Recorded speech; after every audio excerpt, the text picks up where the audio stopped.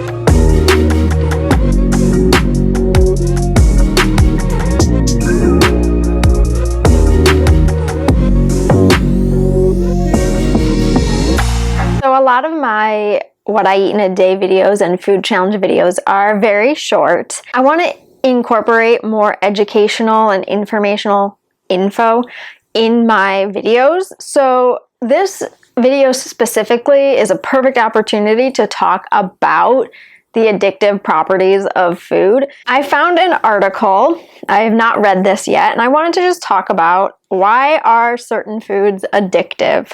I will put a link to the article that I am referencing. it's more than just taste that makes us feel good. There's something about certain foods that just make us feel good. Of course, this article outlines the most obvious reason why, and that is certain foods trigger certain parts of our brain to release dopamine.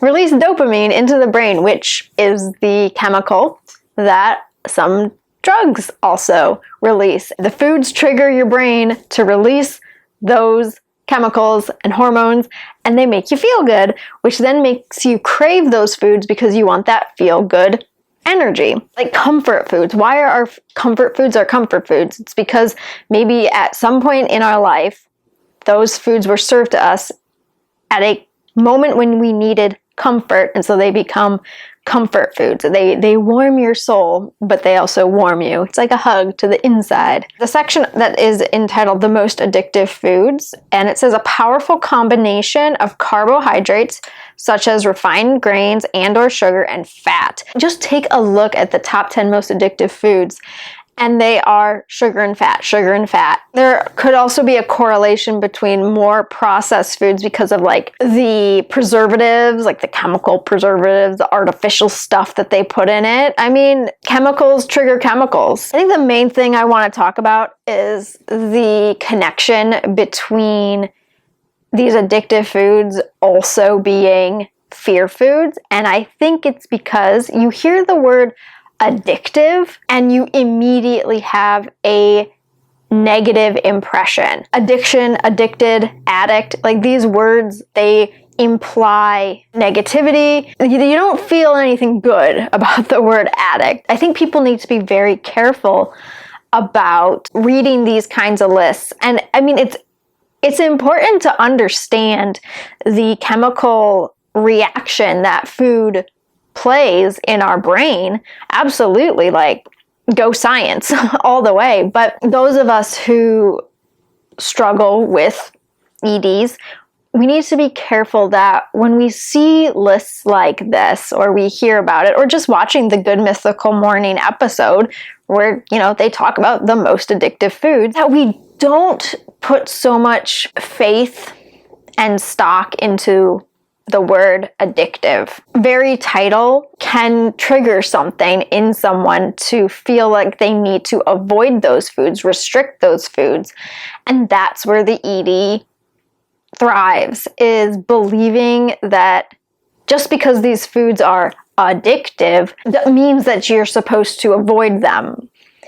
That's not true. It just means that there might be a healthier alternative or a healthier choice to these foods, but that doesn't mean you completely eliminate those foods. I mean, the word addictive is eye-catching. Like, that's going to grab your attention, but that doesn't mean it's something bad. It doesn't mean that it is going to have a negative impact on your life. It's just clickbait at the end of the day. Anyway, I think that's really what I wanted to emphasize during this little talking portion. Obviously, this whole part was not planned. I should have read the article ahead of time. I didn't, whatever. But let's get back to the food.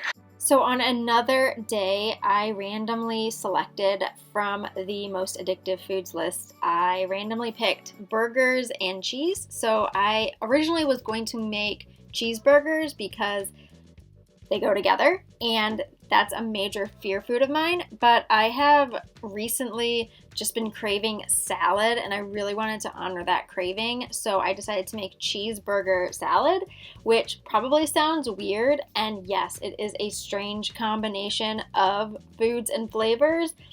But if you're open-minded, it just slightly works.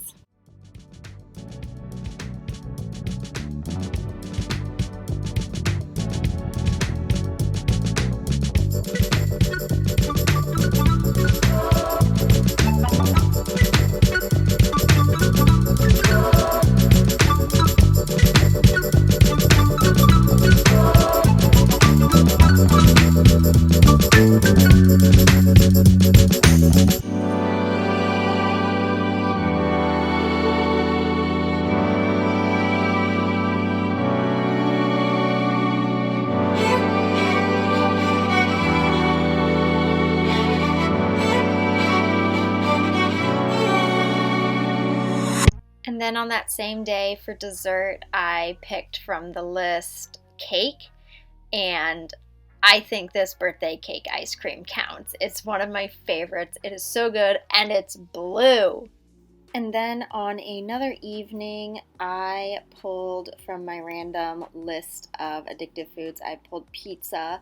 And pizza is one of my favorite foods of all time, and so I decided to buy a completely pre-made pizza, completely processed, fake meat, fake cheese, all the scary fear food kind of stuff. I'm so happy that I have been able to conquer my fear of pizza and learn to enjoy it again. But for those of you who aren't that far along, here is your sign to go eat some pizza.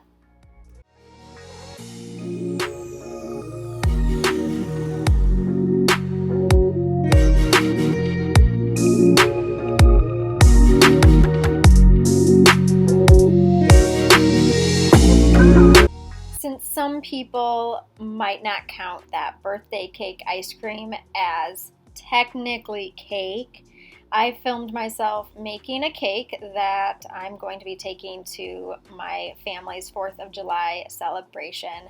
It's a red, white, and blue cake. Basically, it's got blueberries and raspberries in a vanilla cake mix. And then I might put a vanilla glaze over top.